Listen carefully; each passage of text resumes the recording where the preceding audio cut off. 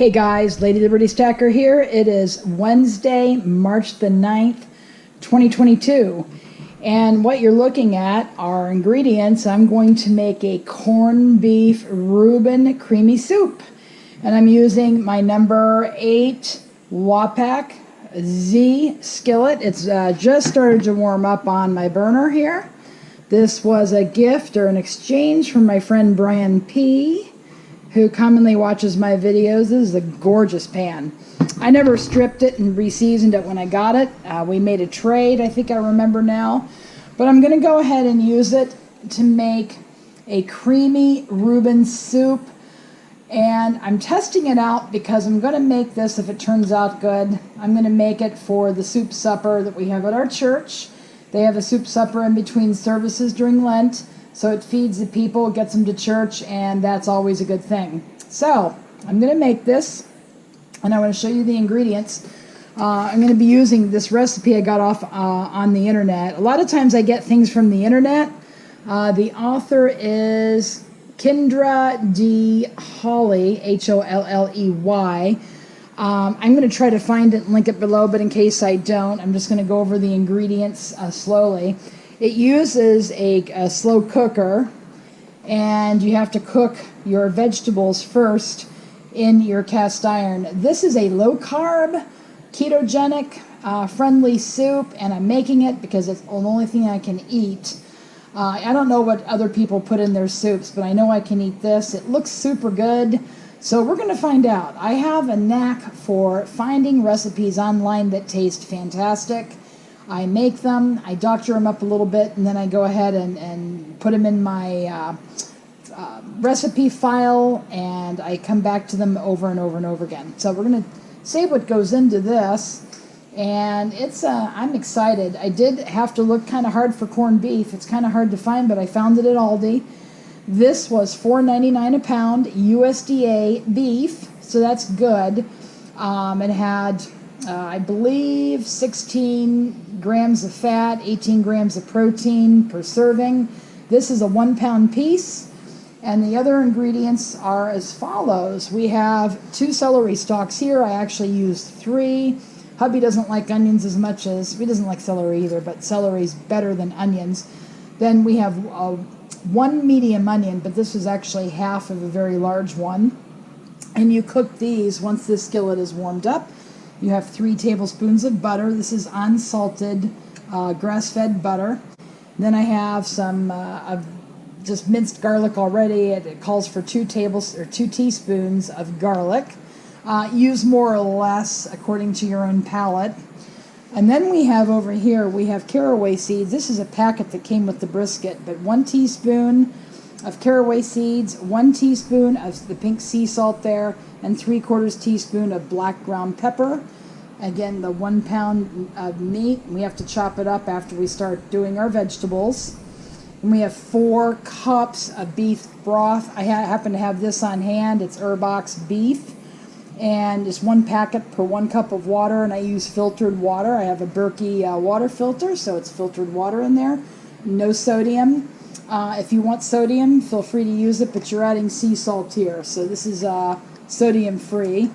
And then I'll show you kind of how I do this at stages. And once you add your meat and your seasonings and your broth to the crock pot, after you add your cooked vegetables, you have sauerkraut, 1 cup of sauerkraut for this recipe.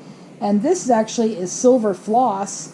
Silver floss? It's a weird name for a sauerkraut, but it's from the USA, and it's the best quality brand you can get. I think I picked that up at Walmart. And then we have Swiss cheese, and it's going to be 1.5 cups of Swiss cheese and 2 cups or 1 pint of heavy whipping cream. Let's see, I'm going to show just in time for St. Patty's Day next Thursday.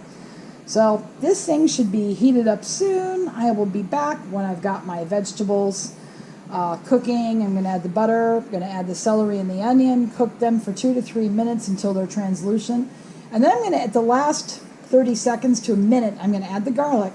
The garlic has a tendency to burn, so you don't want to cook it for too long.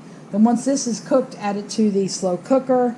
And then you chop the meat here. We're going to chop that. We're going to add that after the vegetables, along with the broth, the caraway seeds, salt and pepper, and your 1 cup of sauerkraut. And cook on high for about 4 to 5 hours. All right, guys, I will be back. Okay, guys, I am back. Our skillet is now warmed up enough, so we're going to add the butter. This actually is 3 tablespoons of the grass-fed, grass-finished butter. And get it going in here. Always have to add your fat to cast iron. Oh, does that look good? Oh, I just love butter. Oh. So we're going to go ahead and add on the celery.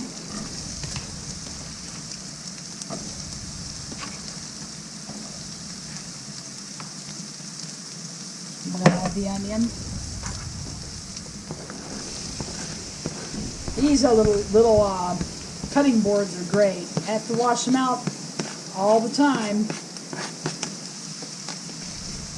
But we're going to go ahead and do these for a couple of minutes. Put the timer on. And coat these in butter. After 2 minutes, we're going to add the garlic. And while this cooks, we're going to chop up the corned beef. And I chop the vegetables first on the mat. You never want to chop vegetables after you've chopped meat on the same one. You never want to do that. Either use separate cutting boards or wash them down thoroughly on something that's easily cleaned, like a solid plastic without a bunch of cuts in it. But I'm now going to go ahead and take this and cut it, and then it'll be washed. So that cooks away. I'll turn on the light so we can see. See if we can see that there. Yes, we can see it. So we're going to cut it up. I'm going to go ahead and use this is actually a bread knife.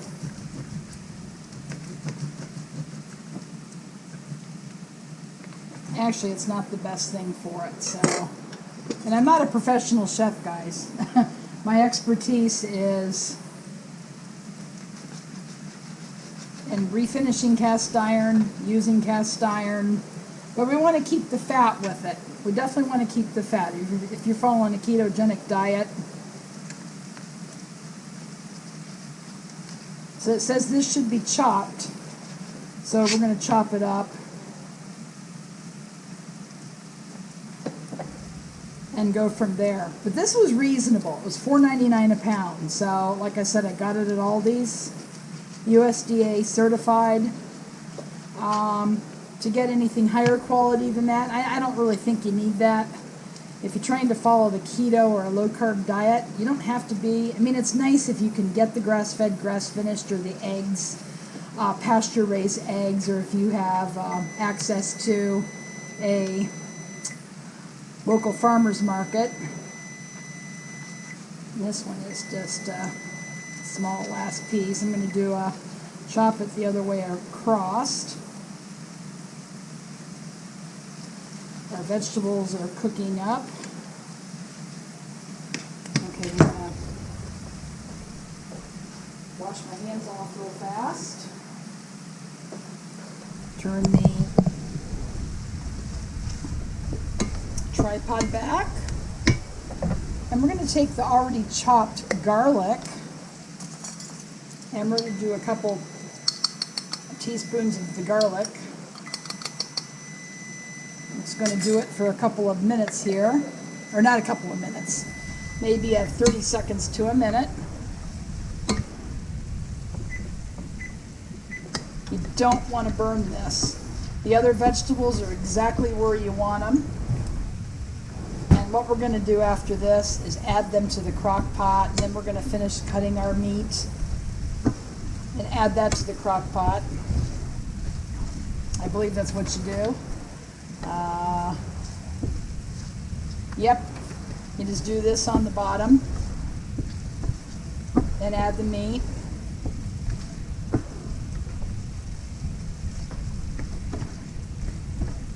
And we'll take this off in just a minute. You just don't want to burn the garlic.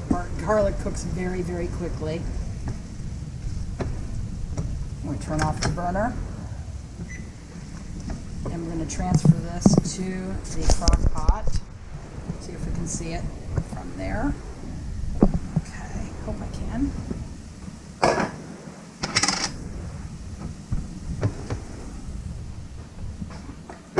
Put this in here. Cast iron is perfect for doing your vegetables.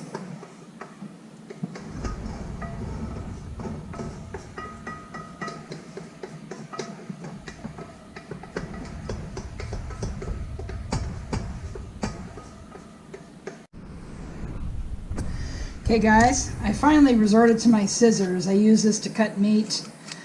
This was very tough. It'll be fine in a crock pot. That's why you want to do this in a slow cooker. I'm going to go ahead and combine the fat though with this because when you're on a keto diet, you need fatty cuts of meat to keep you full and satisfied between meals. So that's very, very important. So I'm going to go ahead and shift the tripod up so you can see. I'm going to add the meat on top of the vegetables in the crock pot. And that might flake down even further. So we're going to do that. And then we're going to add the caraway seeds, so you can see what I'm doing here. And the salt and the pepper.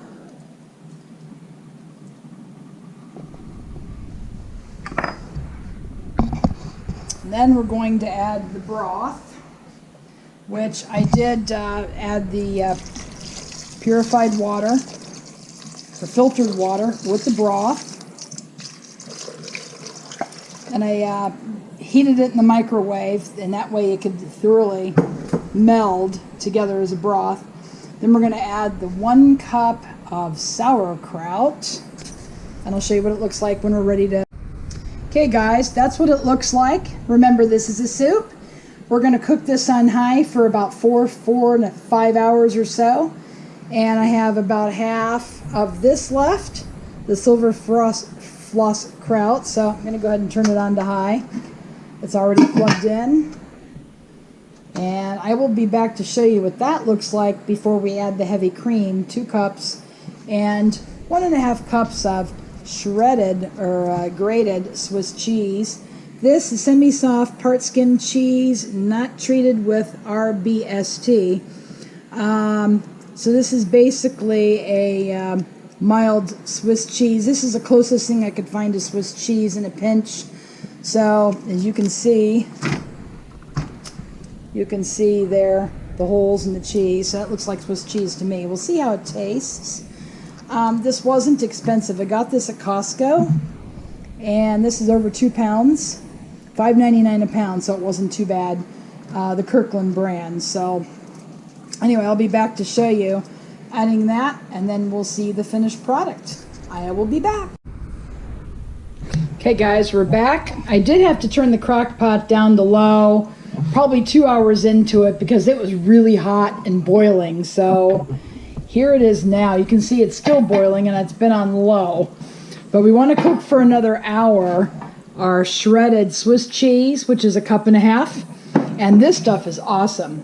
0 carbs, awesome, and it was reasonable in price.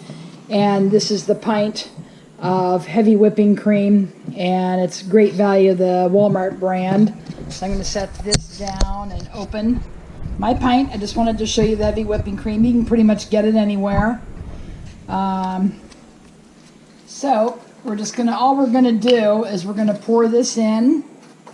I'm gonna hold this up so you can see what I'm doing. We're gonna pour in the heavy cream. That's what's gonna give it its really good fatty creamy texture. And then we're going to pour in the shredded cheese, and it cooks for about another hour. Get it all out of the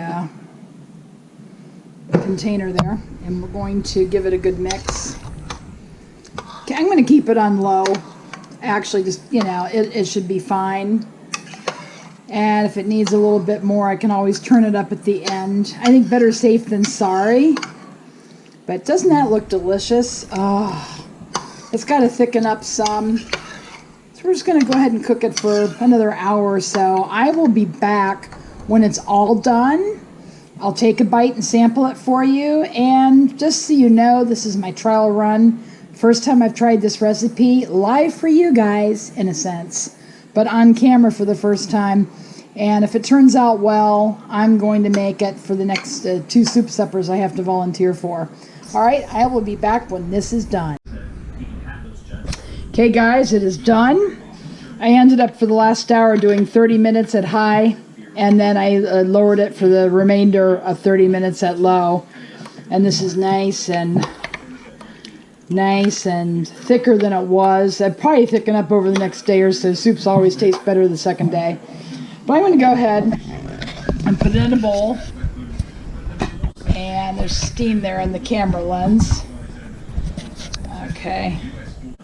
And there it is.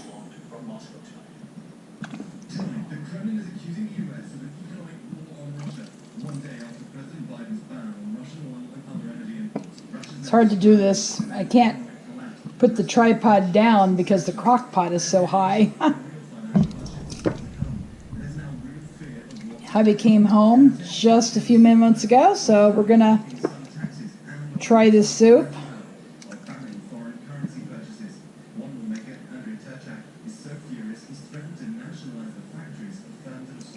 There we are. So I'm gonna pause it and I'll be right back. Okay, back again. There it is.